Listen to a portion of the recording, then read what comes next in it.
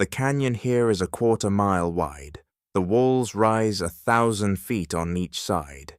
In winter, they hold up to 15 meters of snow.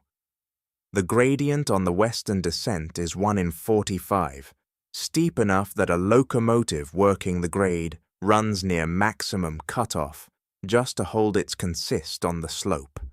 And in this canyon, in the winter of 1885, the Canadian Pacific Railway decided to run a transcontinental railway. The rotary snowplow is at full working pressure. The blades are turning. The locomotive behind it is exhausting hard. 4 beats to the revolution, each exhaust stroke a concussive pulse that rolls off the canyon walls and back again. The men in the snow trench hear it. They know this sound. They know what sometimes comes after. This is Rogers Pass in the Selkirk Mountains of British Columbia. 15 meters of annual snowfall in 31 avalanche paths crossing the railway line. Over 200 dead in the first 30 years of operation. The Canadian Pacific spent 30 years fighting to keep this pass open. The locomotives they sent to fight the snow were, in part of the reason it could not be kept open. That connection was never made the center of the story. This is that story. In 1885, the CPR completed Canada's first transcontinental railway through Rogers Pass. The summit sits at 1,323 meters above sea level.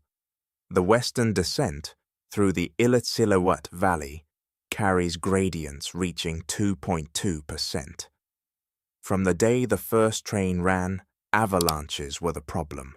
Not because the railway had been built carelessly. It had been built in the only location where the Selkirk Mountains could be crossed at standard gauge with manageable grades.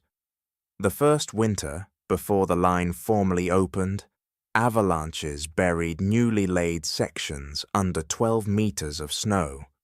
The CPR constructed 31 wooden snow sheds, covering 6.5 kilometers of the most exposed track. It was not enough. The unprotected sections still had to be cleared after every major slide, and every time a crew went up. Here they took a locomotive with them. That locomotive was not a passive instrument. At full working pressure, on a mountain grade, in a confined canyon with acoustic reflection on both sides, it was generating forces that the railway's engineers had not yet quantified, and that the snow on the slopes above did not need much provocation to act upon. Before we continue, if this kind of railway history matters to you, consider subscribing to the channel. Every video here is built around the locomotives and railway systems that the standard histories overlooked, the machines that outperformed their celebrated counterparts, the engineering decisions that were ahead of their time, and the railway lines that shaped nations without receiving the recognition they deserved. If that is the kind of documentary worth watching to you, the subscribe button is how you tell us, and we want to hear from you. Did you work on the railways as a driver, a fireman, a fitter, a signalman, a track engineer? Did a parent or grandparent spend their career on a railway that is no longer operating, on a locomotive class that is no longer preserved, or in a workshop that is no longer standing? Leave it in the comments. The people who actually operated these machines know things that do not appear in any published railway history. We want to hear from them. Now, back to the locomotive. The rotary snowplow was the CPR's primary weapon against avalanche debris. The device mounted its cutting assembly at the front of its own car body, driven by a dedicated steam plant inside. A locomotive, in the Rogers Pass era, typically a heavy consolidation type, was coupled behind to push it forward through the compacted snow.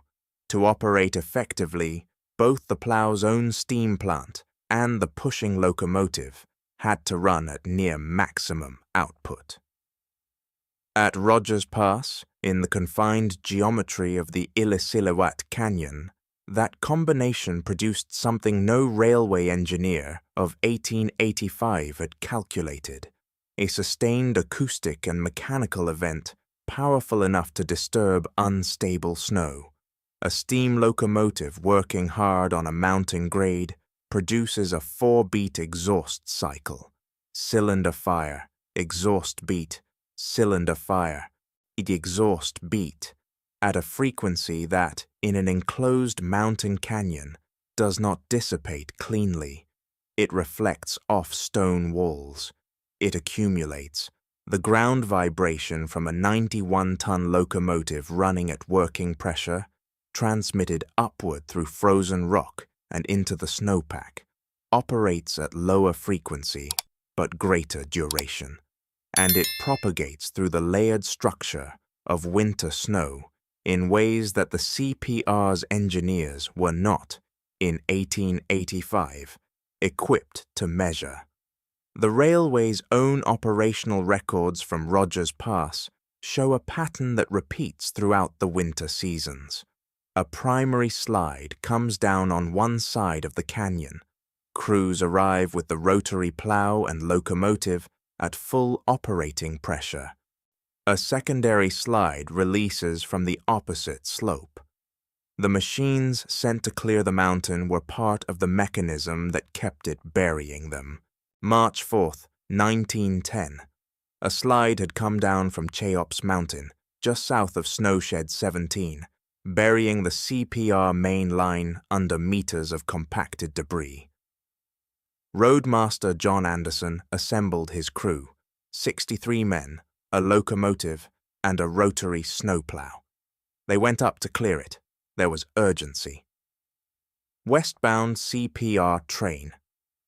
Number 97 was already in the Rocky Mountains, bound for Vancouver.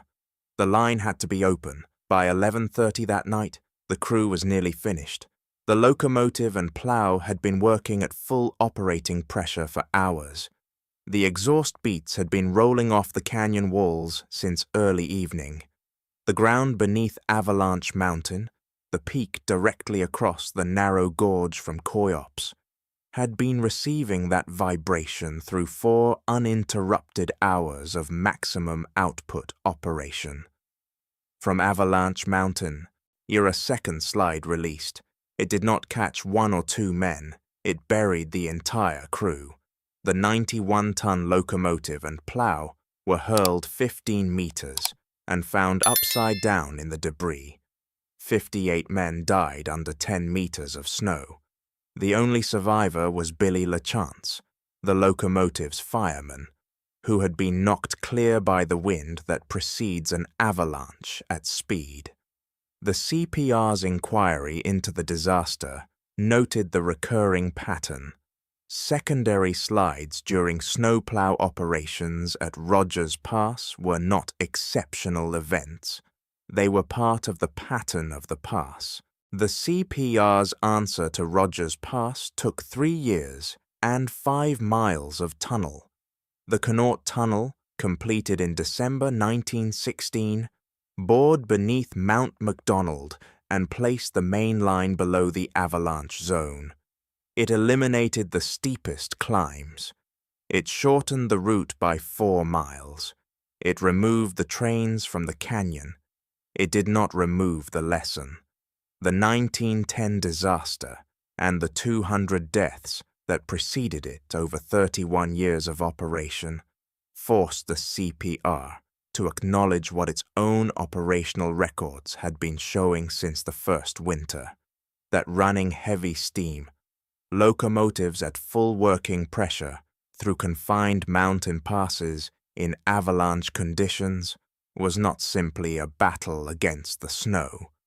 The locomotives themselves, their exhaust beats, their ground vibration, in their sustained operation in acoustically confined terrain, were a force that the mountain snowpack responded to.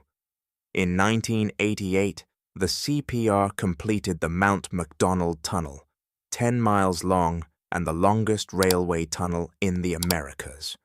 Westbound trains no longer cross Rogers Pass at all. The rotary plows that fought those winters are gone. The locomotives that pushed them are gone. The men who worked that pass, those who survived the slides, and those who did not, are not, in general, in the standard histories. But the operational record is there. The pattern is there. The snow came down the same way, for the same reasons, season after season. The engineers eventually stopped sending machines into the canyon that made it worse. It took them 31 years. If this is the kind of railway history you want to keep watching, subscribe to the channel. There are more locomotives, more railway systems, and more engineering achievements still to document. And if you have a connection to what you just watched, a family member who worked the snowplow crews in the Selkirks, drove on the Rogers Pass section, or spent winters maintaining the machinery that kept that line open, tell us in the comments. What did they drive? Which railway, which depot, which line? The people who operated these machines are not in the standard histories, but the engineering record depends on what they remember. We want to hear from them.